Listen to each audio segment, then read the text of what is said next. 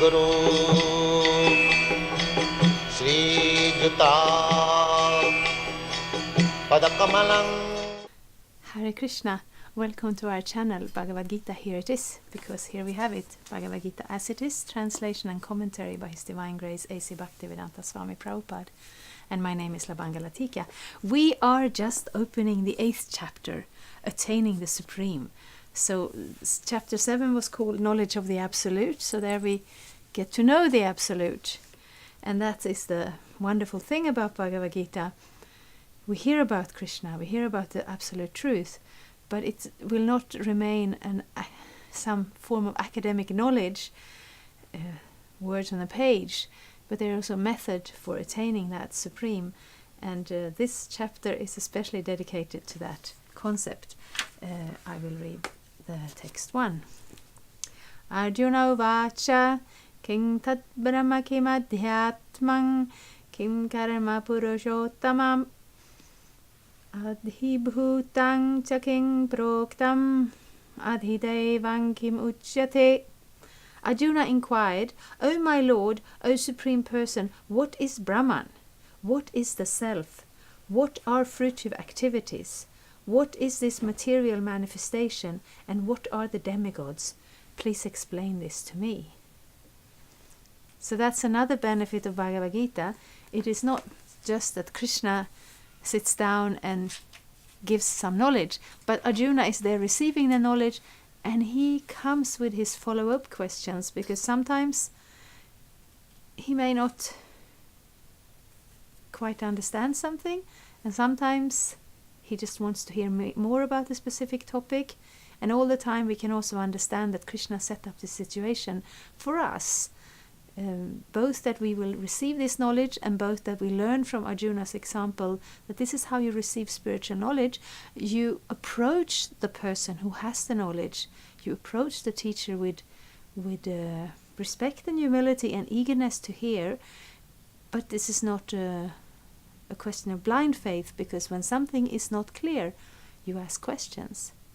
And that can be because the explanation given was incomplete, or because it was confusing, because you don't see the full picture. Arjuna does this, I shouldn't say all the time, but he does it every time that he needs to.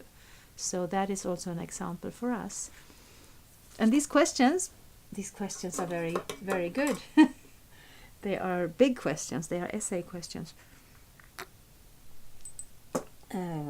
Purport. In this chapter, Lord Krishna answers different questions from Arjuna, beginning with, what is Brahman? The Lord also explains karma, fruitive activities, devotional service and yoga principles, and devotional service in its pure form. The Srimad Bhagavatam explains that the Supreme Absolute Truth is known as Brahman, Paramatma and Bhagavan. Arjuna also inquires about Atma, which refers to body, soul and mind. According to the Vedic dictionary, Atma refers to the mind, soul, body and senses also.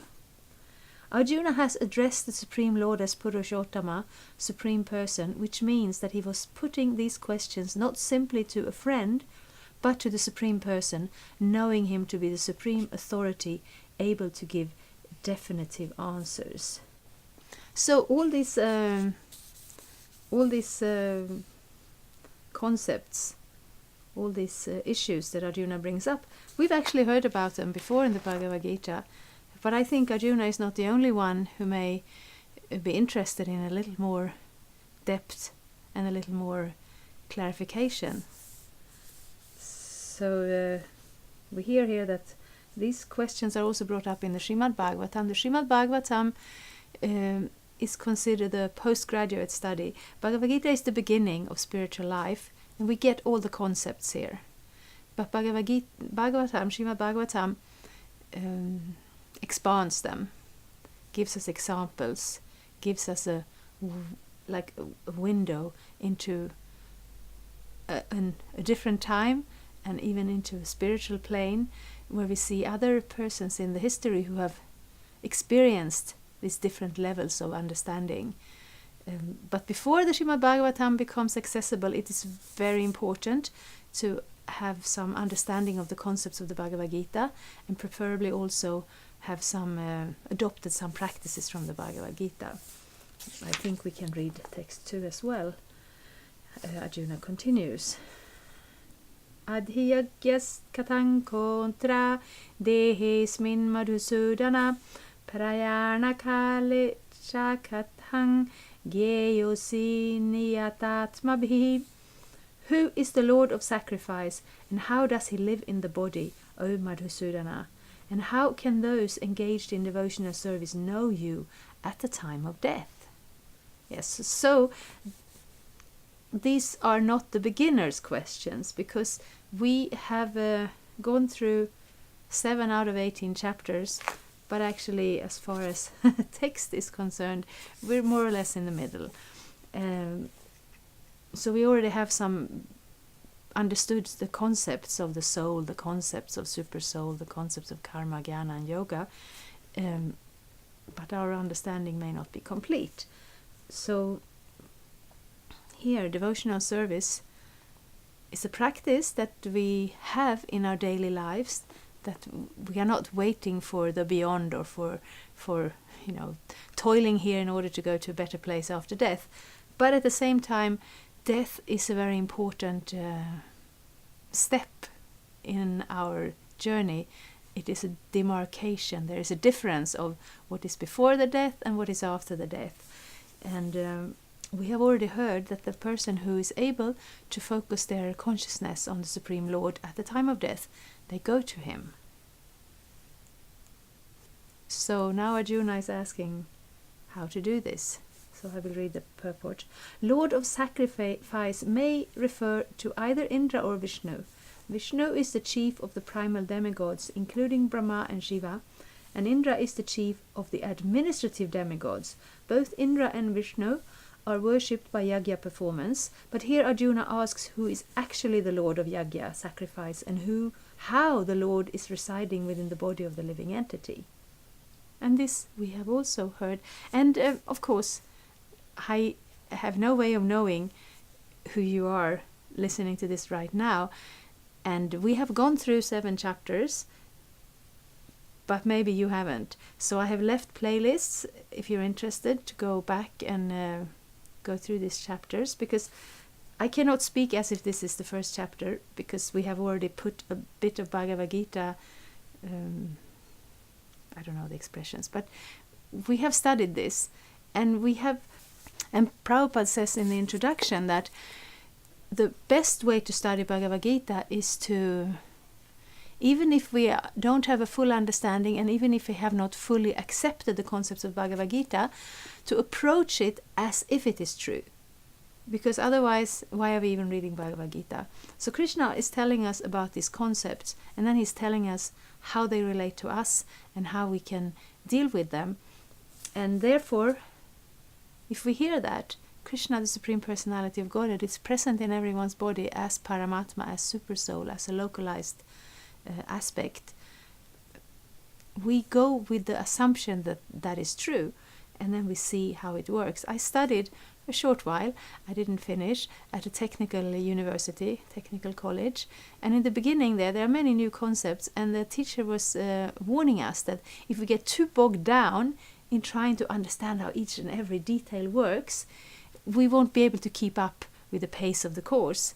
But if we accept it as given, then towards the end or at later stages when we have put it into practice, it will fall into place for us. It will make sense to us. And Bhagavad-gita, it's a little bit like that. We don't want to take it on faith exactly, but we want to approach it that if this is worth studying, if we don't respect it at all, if we don't have any faith in the words of the Bhagavad-gita, why would we even bother to study it? Of course, it is beautiful, it is very poetic, it is very inspiring in many ways, but it is also meant as an instruction. It's actually a manual for living life as a human being in this world. Some of the concepts are a little bit foreign, especially the spiritual concepts, because we're living in a very secular time.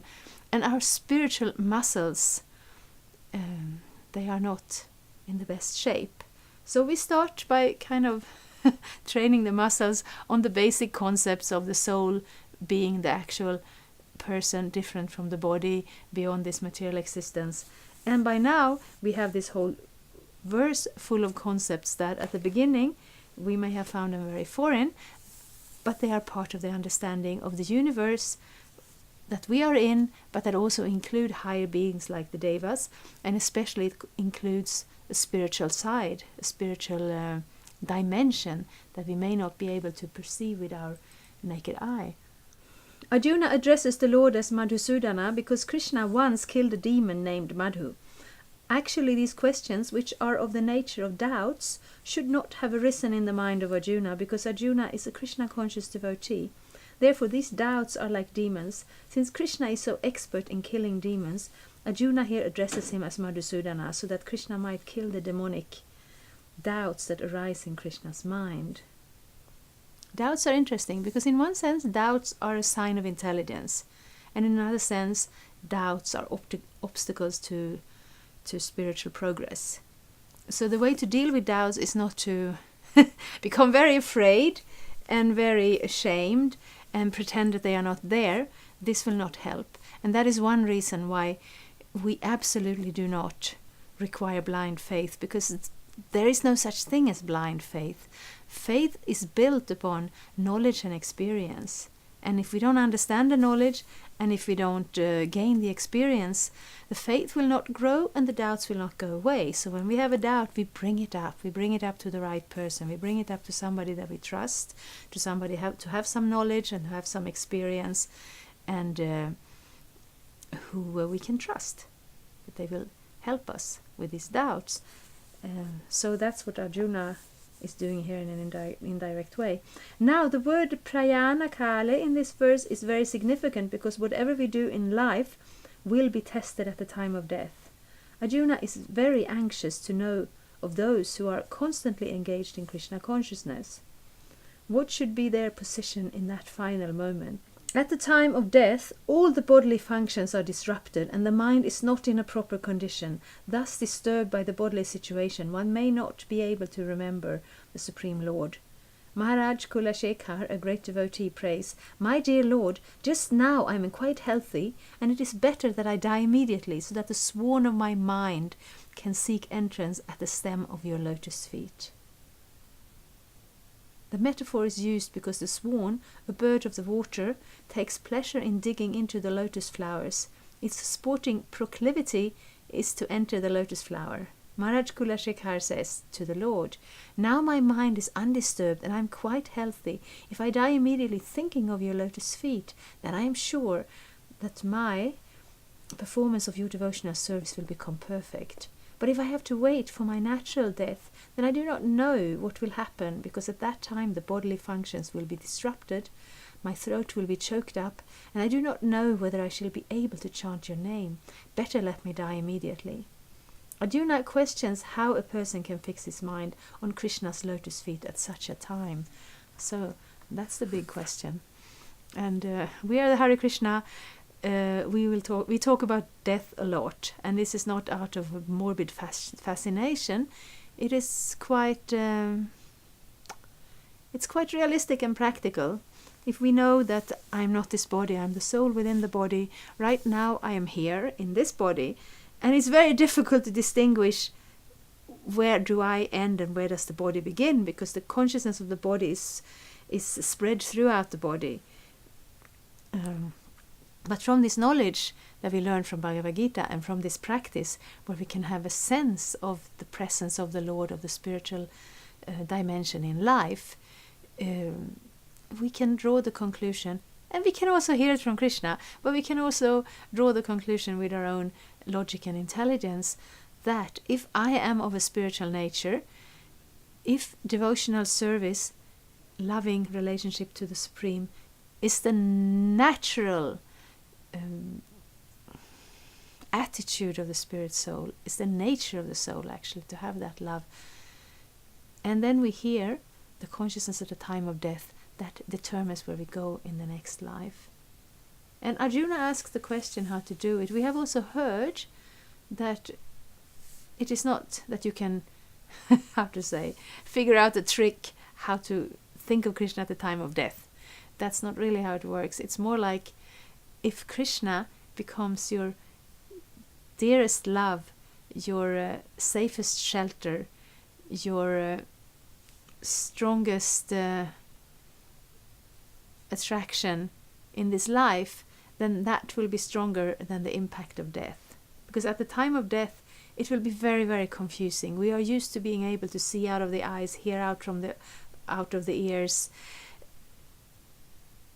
manipulate or move our body as we see fit. We can get up and walk away, we can close our eyes and fall asleep. And at the time of death we can't. The soul is pulled out of the body and nothing works. So we cannot, our usual methods will not work because we will not have access to this body at all. So therefore the question is quite intelligent. How can I remember Krishna at the time of death? How can I do anything at all at the time of death? So we have already heard that by practicing during this life, because Bhakti Yoga is not like any other yoga process. All the other yoga processes are dependent on our expertise and our strength and our command of the process. Bhakti Yoga is the opposite. It is giving up the idea of being in control. We have the story, we have many stories, we have so many stories, but from the Mahabharata at the time where the Pandavas were constantly being their cousin brothers. They were always trying to usurp their position, the throne, by different means. And at one point they had employed a family member who had access to some, I don't know what you call them in English, fake dice. They were weighted. He could control the result from them. So they have lost everything. They have lost their riches, their kingdom, everything. And the last bet was they lost their wife. They lost Draupadi. And Draupadi is brought into the room and she asks everybody, do you think this is proper?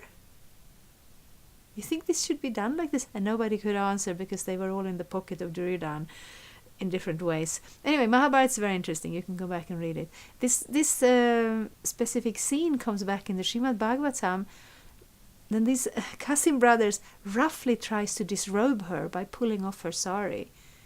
I mean, this is never done. This is just, it's just an outrage. And Draupadi is calling out to Krishna and at the same time trying to hold on to her sari, because how embarrassing to stand there in the middle of this great assembly while someone pulls your clothes off you. So she's calling to Krishna, and one of the cousin, I think Dushashan probably, because he was the ruffian in the bunch, tries to pull her sari off. And then at one point she realized she's not strong enough. She cannot. You know, nobody goes in to defend her. All the great saintly persons, great kings, her husbands, nobody lifts a finger. And she's not strong enough. So in the end, she throws up both her hands and just, Krishna, Krishna, please protect me. And then Krishna reciprocates with her surrender, and he becomes her sari. So they are pulling off, and that sari never ends. They're standing there with piles and piles of cloth, and they're unable to disrobe her. Because whatever we try to do, we may have some expertise, we may have some competence and strength. Then sometimes we don't. But ultimately, when we take that full shelter of Krishna, Krishna will carry us through it. And that's especially so at the time of death. So yes, of course, these are just the questions. We will come back to Krishna's answers in the following installments. Thank you so much. In my box below, I have links to interesting links. But the main ones is, I'm thinking I have playlists for each chapter, because if you want to go back and follow these chapters in orders, it's very difficult to find on YouTube. So I made playlists from each and every chapter. And there is room for all your questions. I'll do my best to answer them if you write questions in the comment field.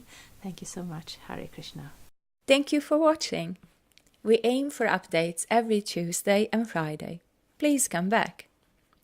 If you have any questions or comments, please leave them down there. We also have some links and information for you. And there is, of course, the subscribe button. Thank you. Hare Krishna. I'm a Hare Krishna, and I approve this message. Subscribe. Hare Krishna, Krishna Krishna, Hare Hare, Hare Rama, Rama Rama.